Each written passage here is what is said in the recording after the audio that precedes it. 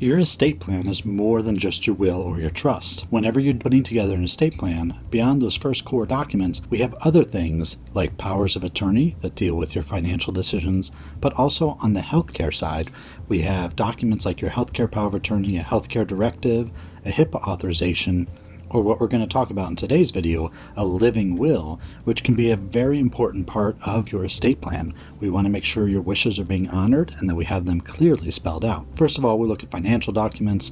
We talk very commonly about powers of attorney, and that lets somebody manage your finances for you if you become incapacitated. On the healthcare side of things, however, we also want to make sure that we have documents in place to take care of your decision making when you're unable to speak for yourself. The three most common documents that my clients work with is going to be a healthcare power of attorney, sometimes called a healthcare directive, a HIPAA authorization, the living will, which is what we're talking about right now. So a living will is a document that's going to spell out your medical care preferences if you're unable to speak for yourself. So this is often going to be if you have a terminal illness or you're in a coma or you're intubated or there's some kind of medical procedure that's left you unable to speak for yourself. In that case, we want to make sure the doctors have a plan for your treatment, especially one that understands what your wishes are.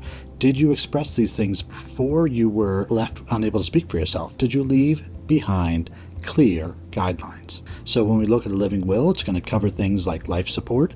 Do you even want to be put on a ventilator or a feeding tube? Many people don't even want that option. Pain relief and comfort care, so some people would prefer not to be given a whole set of drugs to keep them pain-free. Sometimes it's just too much for the body to take. We want to consider CPR or defibrillation of your heart. And then finally, artificial nutrition and hydration.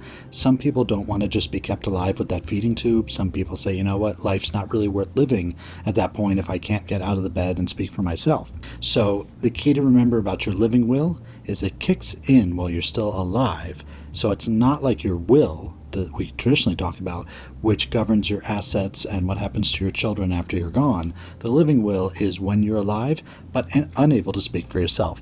So my clients will often ask me, why should we consider the living will? So I've got three main reasons that I will give them. The first one is you can help control your care. So there's no second guessing by the doctors or your family as to what you would want to have happen in case you're unable to speak for yourself. Second, you're going to ease the burden on your family. So maybe your husband thinks one thing and your parents think a different thing and we're not really sure what you would have wanted and you're unable to speak for yourself. The living will ease that burden of any conflict between your family. We'll have a piece of paper, a document that can say what your wishes were. And the third thing is we want to honor your values. So you want to have your beliefs clearly stated so that anybody referring to the living will when trying to decide what kind of medical care you're going to get has a clear picture of what your beliefs, of what your values were. Now, as I said before, we have different healthcare documents that we work with. And when we're looking at something like a healthcare power of attorney or a healthcare directive, and we're comparing it to our living will, and they're not mutually exclusive of one another, they actually work together. So the living will is going to say what your wishes are, what you want for medical treatment or what you don't want for medical treatment. Your healthcare power of attorney, your healthcare directive, actually appoints somebody to be that person that the doctors or the nurses or the hospital staff will speak to about making those decisions. So that person is legally empowered to make decisions about your health when you're unable to do so. But we want to have the living will present so that they know what your wishes were in case you've never had this discussion. And perhaps these issues are not actually covered by your healthcare directive.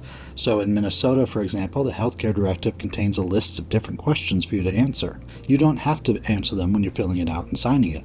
But if you've left it blank, you want your healthcare directive, whoever's acting as your healthcare agent, to understand what your wishes were, especially if you became incapacitated. So that's where the living will can step in and supplement the information that may or may not be in your healthcare directive. If you're trying to do a living will yourself, there's a few things we want to make sure we include. Of course, I'm going to recommend you work with an attorney to make sure you're getting the right document for you. It tends to be one of the more templated documents in your estate plan. Attorneys tend to just have one in their files and will give it to you to look at.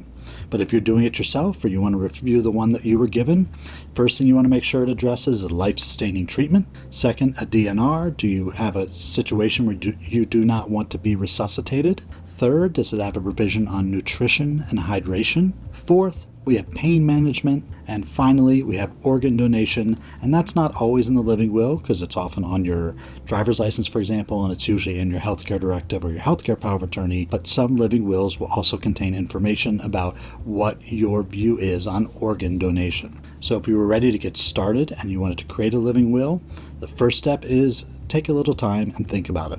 These are big decisions. These are big things to think about. Do you want them to be giving you treatment if you're incapacitated? Do you want them to try to keep you alive? So take some time and think about it. Maybe, go sit in the coffee shop, put in your headphones, and just take a little time. These are decisions you want to make sure you get right and that are consistent with your values and your wishes.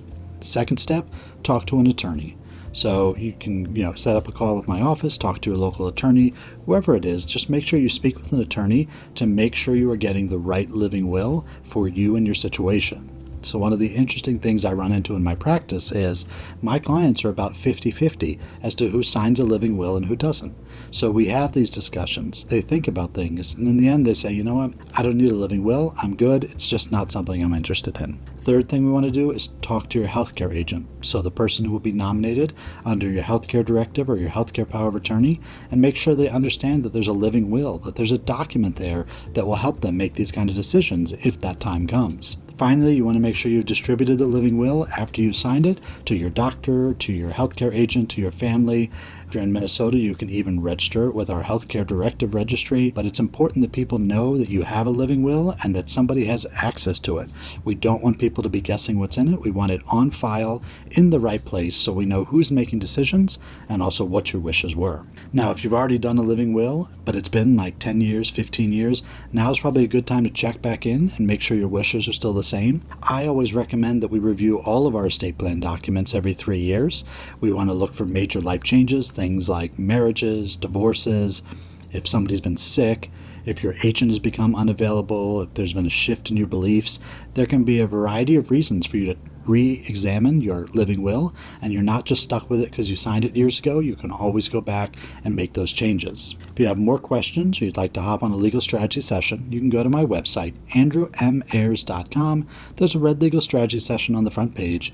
Click it and you'll be taken to my personal calendar where we can set up a 15 or 20 minute phone call to discuss living wills and how they fit into your estate plan. If you like this video, you can hit the like or thumbs up button below.